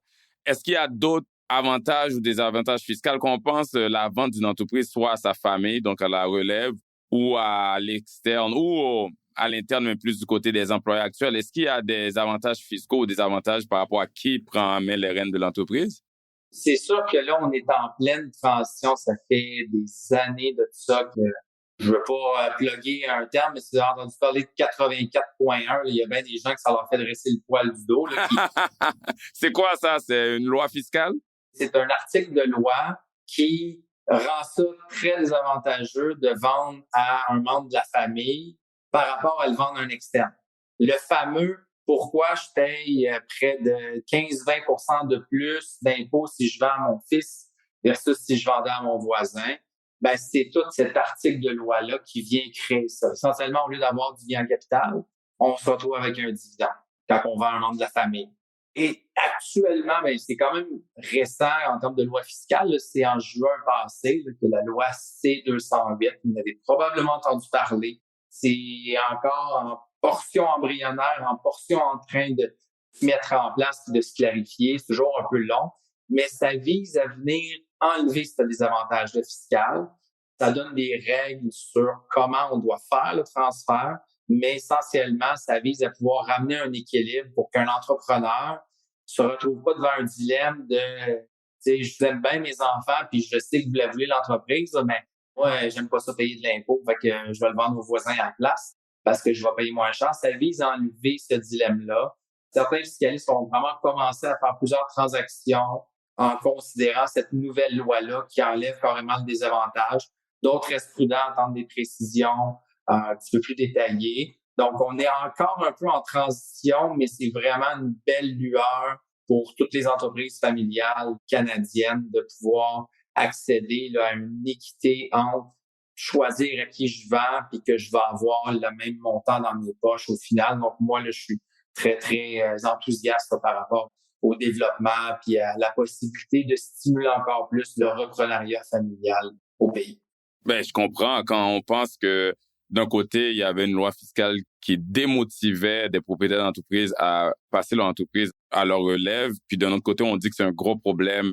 Ça a été longtemps un gros problème. On en parle dans toutes les communautés d'affaires. Quand on pense aux entreprises agricoles, là, les enfants qui voudraient prendre ces business-là de leurs parents, mais qui avaient ce désavantage fiscal-là, je suis content que le gouvernement y pense enfin puis essaie de le rendre plus équitable, en fait. C'est pas juste cynique au niveau de la politique. Donc ça, c'était quelque chose de positif en 2021. Exact. Très bon point. Puis, écoute, on parle beaucoup du côté fiscal. Tu as parlé beaucoup du côté humain, mais du côté de préparer la prochaine génération. Mais si on parle du côté humain de l'entrepreneur ou entrepreneureux lui-même ou elle-même, on s'entend là, quand ils ont passé 20-30 ans à bâtir une entreprise, ça devient leur petit bébé et puis là, ils doivent la laisser partir. Est-ce que tu vois, j'imagine que oui, mais j'aimerais en entendre plus là. Est-ce qu'ils ont une grande difficulté à laisser partir leur petit bébé? Comment ils vivent ça? Souvent, le point qui est le plus négligé quand on commence à y réfléchir puis ça commence à prendre une place plus que de le mettre sur un post-it là, une fois par année ou 2 ans. Là. Quand on commence à se dire, je commence à voir un moment donné que commence à m'essouffler, je commence à avoir une relève qui s'investit un peu plus ou des acheteurs externes potentiels qui me sollicitent plus régulièrement. C'est toute l'identité du après. On s'entend qu'un entrepreneur se dit entrepreneur. Souvent, on va demander, t'es qui? Je suis présidente de XX Inc. ou je suis avec le rôle de l'entreprise. C'est quelque chose. Leur identité est liée avec l'entreprise de façon directe. Ouais. Elle est liée avec l'entreprise. Donc, c'est souvent dans les premiers travails sur soi-même à faire, là, de se définir au-delà de. Un vrai entrepreneur, c'est quand je mentionnais famille entreprenante, là, ça, c'est comme un ADN de famille. On en a beaucoup au Québec. C'est des familles très résilientes qui ne sont pas arrêtées à une seule entreprise. Ils sont toujours en mode projet. Puis ça, il faut pas négliger, là, des fois, juste d'essayer d'aller raviver la flamme du début, pourquoi on l'a fait, là, puis de repartir un projet. Puis oui, ça peut être du bénévolat, ça peut être de l'immobilier, ça peut être du mentorat, du coaching, mais... Se trouver d'autres passions, des fois. Exactement. Là. S'il y en a, c'est le sudoku, c'est correct. Là. C'est juste que d'habitude, ça n'a pas la même adrénaline que de gérer une entreprise avec au-dessus d'une dizaine d'employés. Donc, dans ce contexte-là, c'est sûr, c'est important de travailler là-dessus pour que ça facilite le laisser aller à la prochaine génération en termes de prendre les rênes là-dedans. C'est sûr que je fais un peu plus référence à une relève soit interne ou familiale qui peut se faire de manière plus graduelle. C'est sûr que quand on se fait acheter par un externe, des fois, c'est coupé un peu plus sec. Là. On a peut-être une balance, mais l'émotion est souvent un peu plus mise de côté par les acheteurs. Ils veulent juste que ça se poursuive. Mais quand c'est une relève interne, familiale, là, ça va se faire de manière très graduelle. Des fois, un peu plus travailler en profondeur sur s'assurer qu'on guide bien là, l'entrepreneur, commencer à laisser graduellement des morceaux aller, puis les repreneurs, en prendre de plus en plus, donner confiance. Puis un de leurs autres soucis, c'est le mot pérennité. Est-ce que ça va se perdurer dans le temps? Puis souvent, ça va demander du renouveau, puis c'est risqué parce que la vie change. On n'est plus la même chose en 92 que 2022. Donc, dans ce contexte-là, ça va être comment la société va pouvoir émerger, c'est-tu des nouveaux projets. Des fois, il faut carrément la laisser aller, en repartir une nouvelle. Donc, c'est ce côté-là de pérennité. C'est intéressant de rester impliqué, soit à titre de mentor, puis de pas considérer une transition d'entreprise le moment qu'on a par-dessus la tête, on a son casque, on a juste envie de partir. Souvent, ça peut créer des chocs, ça peut créer des dépressions après. Il y a malheureusement des maladies, des fois, qui vont arriver quand tu étais sur l'adrénaline depuis 30 ans, puis là, tu coupes ça du jour au lendemain. Les gens, ils partent sur un trait, tu s'ajoutes un bateau, leur vendre 3 mois après. Il y a beaucoup de changements à faire, puis c'est important de faire un bon travail. Il y a beaucoup de collaboration avec d'autres professionnels là, qui est importante là-dedans pour s'assurer qu'on se pose les bonnes questions. C'est pas quelque chose qu'on fait. La plupart des entrepreneurs vont faire ça une seule fois dans leur vie. Et on peut jamais être trop bien préparé pour le move de cette d'une certaine manière, là, au niveau émotif. Ouais, c'est quand même un gros mot. J'adore, Marc-Alexandre, quand tu reviens sur le côté humain, le côté psychologique. Je pense que c'est vraiment important. Sinon, c'est même ce qui est dans les plus importants. Je dois malheureusement te ramener du côté technique parce que c'est un podcast sur le côté financier et fiscal aussi. Donc, quand on parle justement de stratégie, de structure complexe à mettre en place pour les entrepreneurs, on entend souvent le fameux gel successoral. C'est quoi ça? C'est quoi les avantages? C'est quoi les inconvénients? Faites-en pas, je vais pas te décevoir. Je vais autant être capable de toucher l'aspect technique, même dans un contexte de gel. Ah, ben tant mieux, tant mieux. Donc, essentiellement, gel successoral, je vais intégrer aussi le concept de fiducie familiale là-dedans parce que c'est assez interrelié. Là. C'est vraiment le lien très direct entre les deux. Là. C'est quelque chose qui va un peu aller avec la conversation qu'on avait au niveau des sociétés de gestion. Ben oui, c'est quand on commence à avoir une certaine valeur, on génère du profit.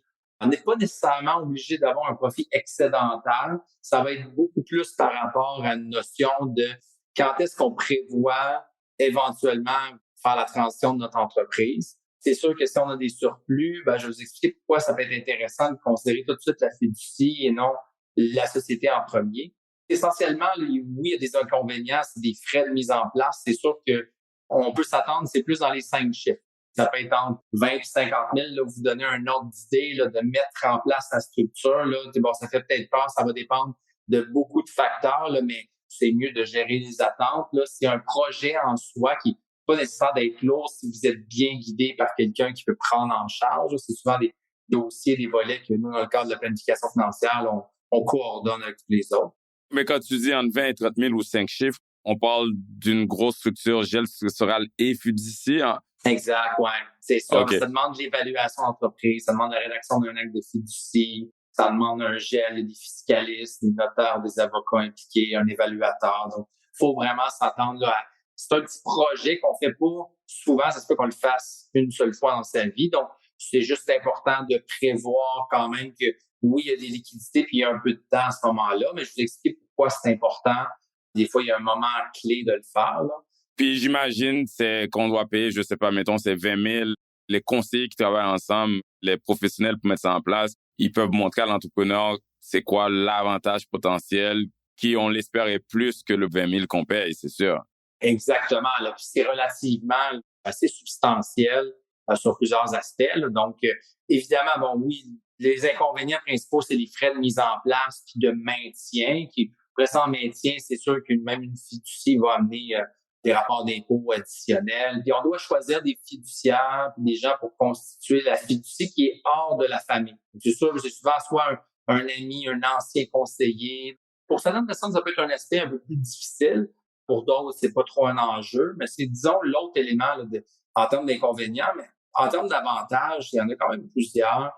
C'est vraiment, ben oui, à la base, un gel successoral, là, c'est de dire, j'arrête la croissance des actions dans mes mains, puis j'ai transfère soit à la prochaine génération, disons à nos enfants. Ça ne servait à rien de le faire contre sa conjointe, là, à moins qu'on veuille l'intégrer dans les actions. Là, souvent, c'est par rapport aux enfants. Et sinon, c'est vers une fiducie. Une fiducie, c'est que ça nous donne le droit d'attendre 21 ans avant de déterminer qui devra avoir les actions de la fiducie. Je veux rester le plus simple possible.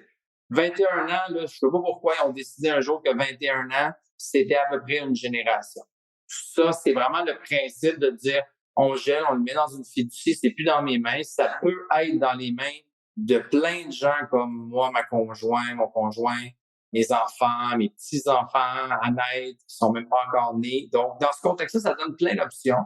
Ça va nous ouvrir la possibilité, quand on regarde l'aspect financier, là. C'est quand on parlait de la déduction de gain en capital, qui est actuellement 900 000, qui va monter à 1 million. J'ai été surpris là, dans la réforme Morneau qui n'est pas touchée à ça, mais parce que c'est encore fait régulièrement. On peut multiplier la déduction pour gain en capital. C'est-à-dire que si nos enfants, notre conjoint ne va jamais créer de société puis vouloir vendre des actions plus tard, ben on a l'option d'attribuer un gain en capital imposable et de lui verser la somme, la moitié du gain en capital total, puis qu'elle prenne la déduction de gain en capital. Fait que quand on regarde l'impôt et la valeur de la famille dans son entière partie, on va économiser là, des sommes assez substantielles d'impôts quand on a une société qui pourrait valoir au-delà d'1 million de dollars. Donc, c'est-à-dire qu'on va dépasser notre valeur, là.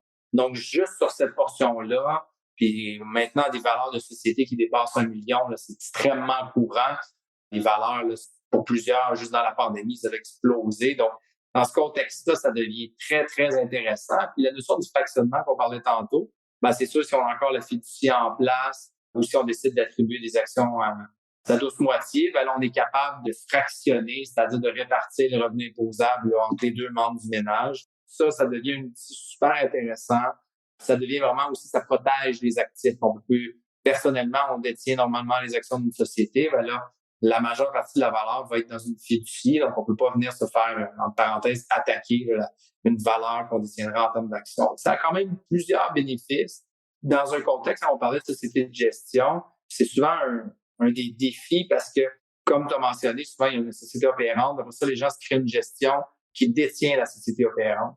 Puis souvent, les entrepreneurs se rendent compte trop tard que la déduction de gain en capital, si jamais ils ont accumulé plein d'actifs dans leur société de gestion, ils pourront pas l'avoir. Pourquoi? Parce que c'est personnel. Tu dois détenir les actions d'une société opérante personnelle. Si la gestion a rien dedans, vous pouvez la vider. C'est correct, vous allez vendre les actions de votre gestion à l'acheteur, qui, elle, détient l'opérante. Ça peut se faire, là. C'est souvent quand on achète une entreprise, on a une compagnie qui va détenir les actions. Je ne vais pas aller trop dans le détail, mais quand on a une croissance, on va avoir des bénéfices importants, on va vendre les actions de sa société, que ce soit à des membres de la famille ou à l'externe, ça va être une valeur au-delà d'1 million.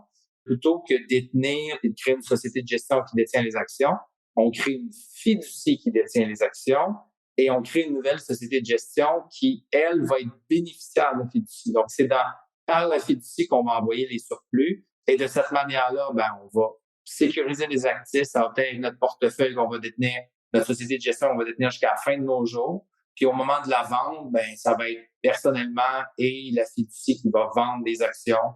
Et on va être capable de prendre la décision de gain capital pour possiblement même plusieurs membres de la famille, puis renvoyer l'argent soit dans la société de gestion, la garder dans la fiducie. Donc, des fois, même relativement jeune, ça peut être intéressant de considérer de mettre en place une fiducie en même temps qu'une gestion pour ces raisons-là. Il faut juste garder en tête que c'est sûr que si on a 23 ans et qu'on veut bâtir ça jusqu'à 65 ans, ben, le 21 ans, là, il va arriver vite. Ça fait partie des réflexions de qu'est-ce qu'on veut réellement. Puis c'est important de bien le réfléchir. Puis des fois, c'est correct juste pour la possibilité de, si jamais on vend, de pouvoir transférer à à la société de gestion, puis comme protection d'actifs, de la mettre en place, même si après 21 ans, on se réattribue, on crée une nouvelle fiducie. C'est important de le comprendre assez tôt, quand on a une société à succès, de comprendre qu'est-ce que c'est une fiducie, un gel successoral. Puis le dernier point, l'aspect humain. T'allais pas l'oublier, l'aspect humain. Ah non, j'allais pas l'oublier là-dedans. La notion de fiducie, entreprise familiale, démystifier la notion d'actionnariat. Il y a beaucoup d'entreprises familiales que les enfants ou les parents vont dire, oui, vous êtes actionnaire de la société, quand en réalité, ils sont bénéficiaires d'une fiducie familiale. Et un bénéficiaire d'une fiducie familiale, ce n'est pas un actionnaire. Parce qu'une fiducie familiale, c'est discrétionnaire. Ils peuvent pas prendre des décisions, là. Il y a absolument aucune décision formelle. Mais ça, dans un contexte de relève familiale, dépendant du niveau d'implication, du transfert des rôles, les responsabilités de la relève, là, c'est dans certaines situations comme ça que ça peut être plus intéressant d'envisager un gel successoral ou une attribution de la fiducie pour graduellement donner des actions en main propre de la relève pour vraiment les impliquer, les garder intéressés dans cette relève-là, ou du moins au moins être transparent avec eux, parce que je fais partie de quand même plusieurs regroupements de familles, de relève familiale, de familles en affaires, et puis c'est souvent une conversation qui va revenir, puis c'est important de bien le comprendre, d'être le plus transparent là-dedans. Une fiducie familiale, ben, c'est discrétionnaire, donc à ce moment-là, d'être le plus vrai possible. Si on va attendre une période X avant d'attribuer, ou on va attendre le 21e anniversaire, mais que ça soit pris pour compte, que tout le monde comprenne la réalité, mais tant qu'une relève n'a pas des actions directement dans ses mains, elle n'est pas actionnaire parce qu'on peut toujours. Elle peut pas prendre de décision. Tout ce qui est gel successoral, fiducie, comme tu viens de si bien expliquer, ces discussions-là, là, souvent ou des fois, ça commence aussi quand on parle en général de planification successorale. Qu'on entend par planification successorale, c'est sûr que comme tout le monde, les entrepreneurs doivent être sûrs qu'ils ont un bon testament et un bon mandat d'inaptitude en place. Est-ce qu'il y a d'autres considérations pour les entrepreneurs qu'on pense de planifier la succession? Est-ce qu'il y a d'autres choses qu'ils devraient penser? C'est sûr, avec un bon travail en amont, ce qu'on dresse un bilan personnel de ce qu'on détient personnellement. On va détenir des actions de société, on va détenir des REER, une maison, un chalet, d'autres immobiliers. De regarder c'est quoi la volonté pour la prochaine génération, pour la philanthropie, de creuser le côté plus les réelles intentions, désirs, d'impact, pour vraiment s'assurer qu'on soit capable de savoir vers où on s'en va. Puis après ça, c'est sûr que c'est un aspect technique, mais de projeter la croissance dans le futur avec les impôts payables, ça aide à avoir une bonne idée d'où est-ce que les choses vont aller dans le futur. Ça va amener davantage de clarification, parce que des fois, quand on va s'asseoir avec un notaire, il y en a des excellents qui vont en profondeur, puis il y en a d'autres qui sont plus en mode transactionnel parce que les notaires sont tellement occupés. Donc, dans plusieurs cas, on va voir des entrepreneurs qui ont un testament fait par leur notaire qui a fait la vente de leur maison, puis eux, ils font 15 transactions immobilières par semaine. Il a probablement pas pris tout le temps nécessaire de vraiment aller en profondeur sur qui a réellement la capacité de reprendre les activités de l'opération. Est-ce que c'est quelqu'un à l'interne? Donc, ça va stimuler des conversations. Je l'ai pas plus tard que la semaine passée qu'un entrepreneur qui pensait, mais je l'ai challengé, puis il y a eu la conversation avec une de ses employés qui, ça fait partie maintenant de son plan. Donc, ça, là, de s'assurer, puis des fois, de l'immobilier, il y en a qui veulent rien savoir. Donc, de vraiment là, s'assurer qu'au niveau personnel, le testament soit en lien avec une vraie projection de ce qu'il y a actuellement, qui s'assure que c'est égal, équitable, dépendant de c'est quoi le désir. Une famille veut vraiment tout couper la poire en deux. Idéalement, moi, je vais essayer de faire attendre plus sur le côté équitable et de s'assurer que tous les autres documents légaux qui ont un lien direct, comme une convention d'actionnaire, un acte de fiducie, soient liés. Régulièrement, c'est 3 professionnels différents qui ont rédigé les documents, puis que dans certains cas, ils n'ont même pas lu les autres. Donc, souvent, ça ne se parle pas. Il y a des contradictions, ça peut créer des litiges au décès. Puis après ça, bien évidemment, c'est de communiquer les intentions avec la prochaine génération. D'être transparent. Être transparent, soit avec sa relève à l'interne, de dire, regarde, moi, je t'ai nommé, j'ai même mis quelque chose en place, une assurance, que tu puisses racheter ma succession puis avoir l'entreprise, ou tel enfant va avoir une part plus importante.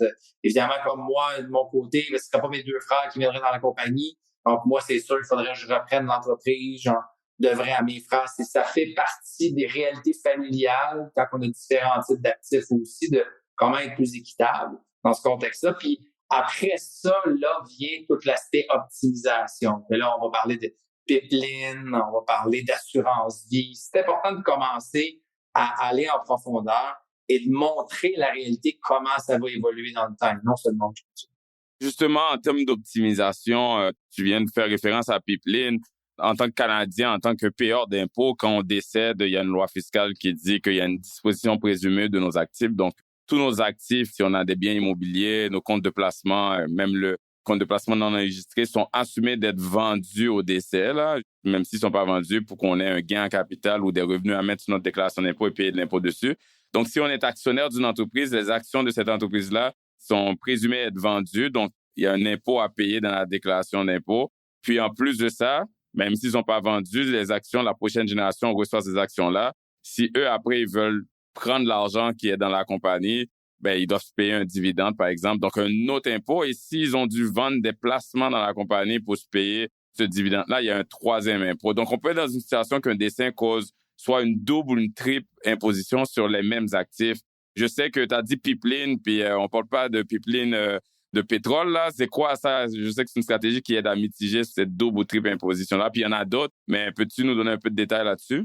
Ben oui, essentiellement, c'est... Juste en surface, là, je sais que c'est très complexe. C'est exactement. Je pense que des fois, la stratégie pour faire bouger un entrepreneur, c'est le lien de confiance d'un professionnel, puis d'autres, c'est de leur faire peur.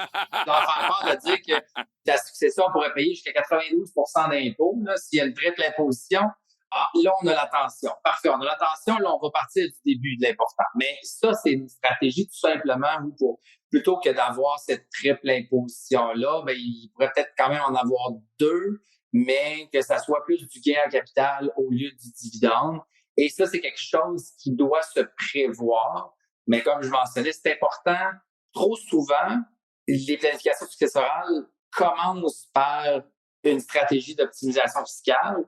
Et dans des planifications successorales d'entrepreneurs, je vous le dis, l'argent est 5 fois plus préparé que la relève à la recevoir. Ça risque de plus faire de chicanes et de l'argent peut être un cadeau extrêmement empoisonné pour une famille. Nous, notre motto, c'est de protéger les parties de Noël.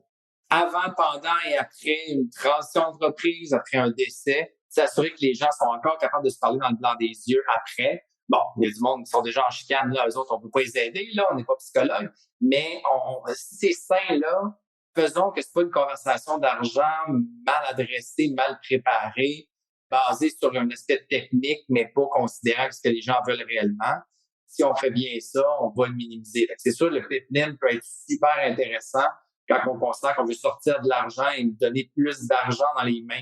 Des fois, c'est la meilleure des choses à faire. C'est pas évident d'être égal, surtout comme l'agricole, c'est des valeurs là, dans les 10, 15, 20, 50 millions. Puis il y a un membre de la famille qui est pas dans l'entreprise, l'autre est dedans. On peut pas être égal, sinon il faut tout vendre. Et c'est pas ça l'intérêt, le désir. Fait, faut avoir des vraies conversations puis de montrer un effort raisonnable pour être équitable dans la réflexion.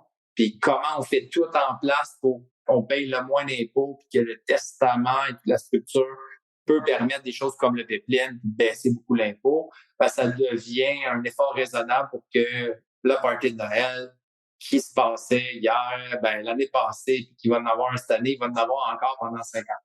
Ça, c'est l'objectif là-dedans, qu'on se dise les vraies choses, qu'on mette en place. C'est sûr qu'un testament, normalement, on va vouloir le réviser en plus grande profondeur, au minimum aux 5 ans, dépendant des changements, l'intégration des actionnariats, que la relève aussi démontre un intérêt plus important qu'avant. Là, ça va être des moments pour certaines personnes, on peut réviser le testament aux années et demie quand il y a des changements dans le positionnement de la relève, des changements de conjoint-conjoint.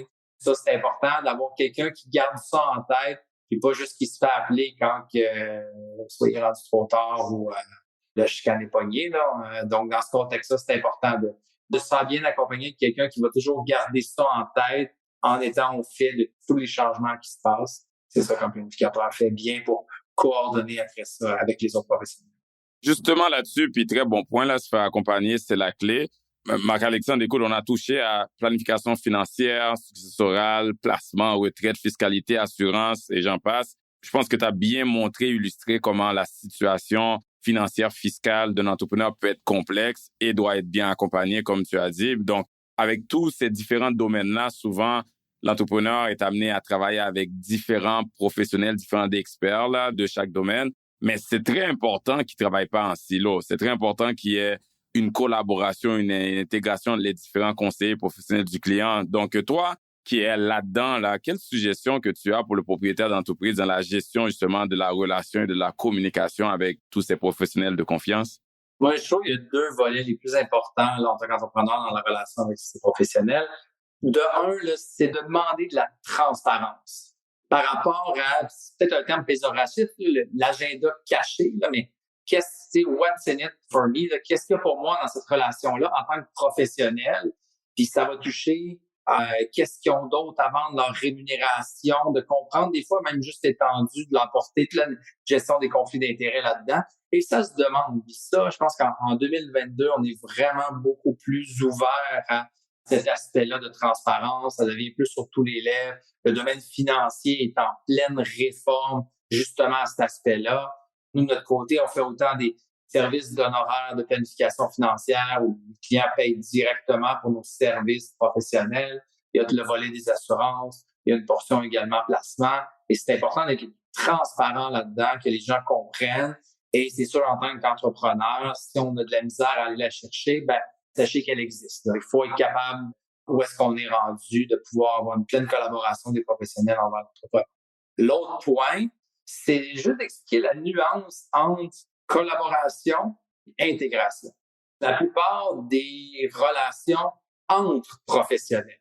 Donc, on peut parler de, justement, gestionnaire de portefeuille, comptable, avocat, fiscaliste, notaire, banquier, planificateur financier, spécialiste en transfert d'entreprise.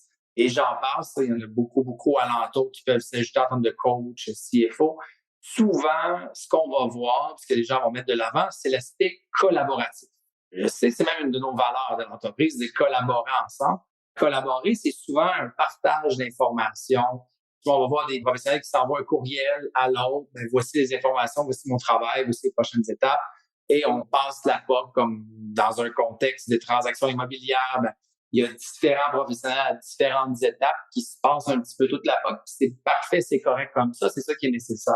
Mais dans un contexte d'un entrepreneur à grand succès, d'une famille entreprenante qui a une complexité non seulement financière, puis souvent l'aspect intégré, là, on va voir ça, disons, dans un bureau comptable, le comptable et le fiscaliste. Ils vont travailler ensemble, ils ont accès aux mêmes documents, vont faire des séances à l'interne pour organiser une réorganisation des choses davantage complexes pour l'entrepreneur. Mais quand on ouvre à différents professionnels à l'externe, moi, je vous challenge à aller chercher votre niveau d'intégration au niveau professionnel. Puis ça, là, c'est des professionnels externes. Est-ce qu'ils passent du temps ensemble pour s'assurer d'une compréhension mutuelle des objectifs, des enjeux à adresser en priorité, de vraiment s'assurer qu'il y a une compréhension au-delà d'un courriel, un texto ou une rencontre avec l'entrepreneur.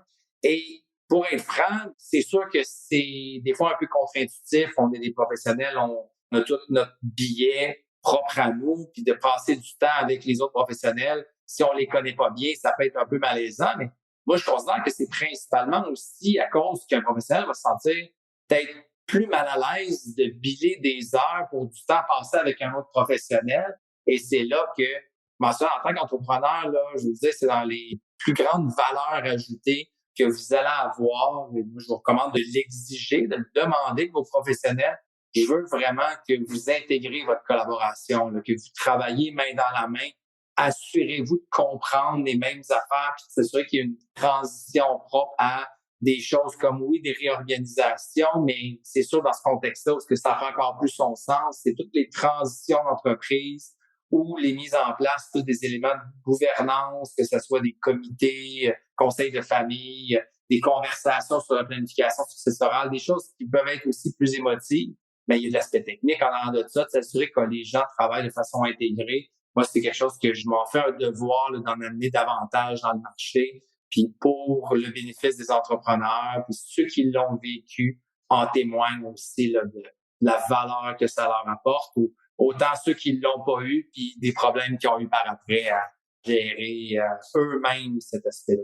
Nous, on doit faire des fois des transactions dans des stratégies de placement qui vont avoir un impact fiscal, là, comme la fameuse stratégie là, qu'on fait cette année qui est la récupération de pertes, où on doit faire des ventes pour aller chercher tes pertes qu'on va utiliser contre des gains. Mais justement, on le fait pas à l'aveuglette. On veut être mis en contact avec le comptable. On en discute. Et on a déjà eu des comptables qui nous ont dit « Non, je veux pas que vous le fassiez. » Par exemple, si on le fait dans une compagnie, s'il y a un CDC, ben ça va venir à l'encontre du compte dividende en capital.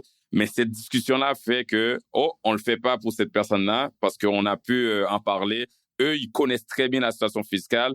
Cette discussion-là va faire que, tout va être optimisé. Il y en a pas un qui agit en silo et qui se met à faire des stratégies qui pensent être la bonne stratégie, mais en parlant avec l'autre conseiller, on verrait que c'est peut-être pas bénéfique pour ce client-là. Donc, moi, je donne un exemple. Je sais que toi, tu dois en avoir une multitude dans tout ce qui est dans les transitions. Mais ce qui est important que les entrepreneurs doivent retenir, c'est justement mettez-les en contact et encouragez vos conseillers à pas seulement faire des petits échanges de courriel, mais de se rencontrer, surtout quand il y a un projet ou une transaction qui va demander justement des discussions pertinentes.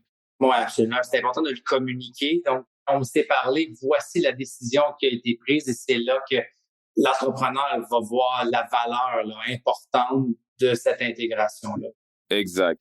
Marc-Alexandre, tu as été très généreux pour faire le tour, si je peux dire. Il y a plusieurs aspects qu'on a touchés qui pourraient être des épisodes en soi, mais je pense qu'on a fait un bon résumé. On a touché à plusieurs points et puis je suis sûr que les propriétaires d'entreprises, les entrepreneurs qui vont écouter ce podcast-là vont trouver que c'était très informatif. Donc, on va s'arrêter ici parce qu'on pourrait en parler pendant des jours et des jours. Mais je te demanderais en résumé ou du moins pour finir, ça serait quoi, selon toi, quelques leçons finales ou points à retenir de notre discussion que tu aimerais partager avec nos auditeurs et auditrices pour qu'on se laisse là-dessus? Absolument. Le premier, je l'en ai mentionné tantôt, vous n'êtes pas invincible. Au pire, ça mijottera le temps qu'il faut, mais rappelez-vous-le parce qu'un jour ou tard, la vie nous rattrape. Donc ça, faites les choses en considération de ça. Déterminez déjà votre stratégie de sortie, votre désir de transition d'entreprise et communiquez avec votre relève, avec votre entourage un peu vers où vous allez. On s'entend dans un contexte où on garde la confidentialité. Là, souvent, on veut faire attention, pas faire peur aux gens, mais le plus qu'on est transparent avec soi-même en premier et avec certains professionnels de confiance ou une relève potentielle, le plus vrai on va avancer.